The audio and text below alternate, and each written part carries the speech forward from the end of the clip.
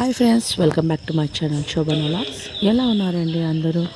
ఈరోజు మీ అందరి కోసం అయితే ఒక చిన్న వీడియో క్లిప్ అండి.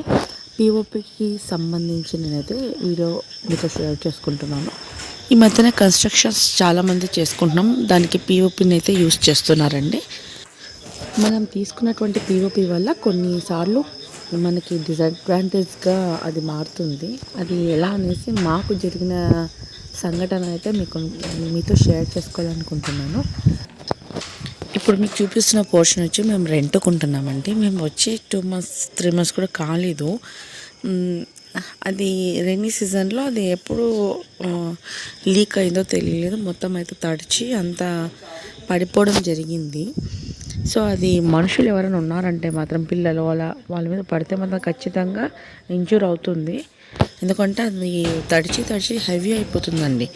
మనం వేసేటప్పుడు చాలా లైట్ వెయిట్గా ఉంటుంది, బట్ అది ఎప్పుడైతే తడిచిపోయిందో మన మీద ఎప్పుడైతే పడుతుందో చాలా వెయిట్గా ఉంటుంది. దెబ్బ తగిలితే మాత్రం మామూలుగా ఉండదు. లక్కీగా ఎవరికి ఏం జరగలేదండి. ఇంకోటి ఏంటంటే మాకు ఇక్కడ పైన ఒక పోర్షన్ ఉందండి. సేమ్ కింద ఎలా హాల్ ఉందో పైన కూడా హాల్ ఉంది. బట్ అది ఎలా లీకేజ్ జరిగిందో ఎవరికీ తెలియలేదు.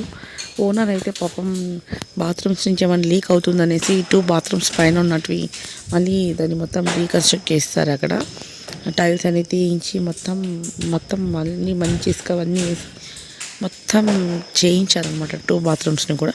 అయినా కూడా లీకేజ్ జరిగింది. సమ్మర్ టైంకి కొంచెం ఆగిపోవడం అయిందండి. అంటే రైనీ సీజన్లో మాత్రమే మాకు అక్కడ లీకేజ్ జరిగింది.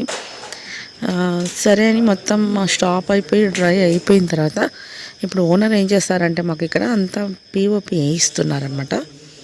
మొత్తం తీయించి మళ్ళీ కొత్తగా వేయిస్తున్నారు. చూడండి, మీకు అక్కడ కొంచెం హోల్ లాగా ఉంది, అక్కడి నుంచి మాకు లీకేజ్ జరిగింది. అది ఒకటి చూడండి, కొంచెం తడిగులాగా కూడా మీకు కనిపిస్తుంది అబ్జర్వ్ చేస్తే. సో ఇది ఏమైందంటే మాకు పాపం అంతా పిఓపి వేయించారు. ఇప్పుడు వేయిస్తున్నది అనమాట, వేయించేసామన్నమాట. ఇది తర్వాత కూడా పాపం ఆయన పెయింట్ వేయించాలని కొంచెం గ్యాప్ తీసుకుని వచ్చి అది పెయింట్ వేయించినప్పుడు కూడా మళ్ళీ సేమ్ రిపీట్ అయ్యింది. ఆ రిపీట్ అవ్వడం వల్ల మళ్ళీ దాన్ని పెయింట్ కొట్టకుండా అలా ఆపేసామన్నమాట.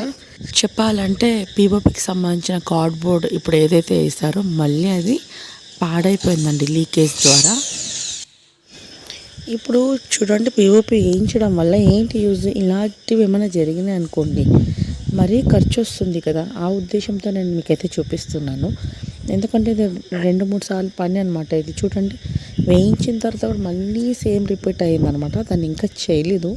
అది మరీ ఒక పెద్ద పని అనమాట. చూసారు కదండి వీడియోని. ఈ పిఓపి వల్ల మేము పడిన ఇబ్బందులు ఇది ఒక అవగాహన కోసం మాత్రమే అండి. వేరే ఏ ఉద్దేశంతోనూ నేను ఈ వీడియో చేయట్లేదు. ఖర్చుతో కూడుకున్న విషయం కదండి, అందుకే మీతో నేను షేర్ చేసుకున్నాను. ఎవరు ఇలా ఇబ్బంది పడకూడదని ఒక ఉద్దేశం మాత్రమే నాది. మరి మీకు ఎలా అనిపించింది ఈ వీడియో? మీకైతే తప్పకుండా యూస్ఫుల్ అవుతుందని అనుకుంటున్నానండి. మరి మీకు నచ్చినట్టయితే లైక్ చేసి, షేర్ చేసి, కామెంట్ చేయండి. అలాగే సబ్స్క్రైబ్ చేయడం మర్చిపోదండి. మరో మంచి వీడియోతో మేము ముందుకు వస్తాను. అంతవరకు సెలవు. Thanks for watching.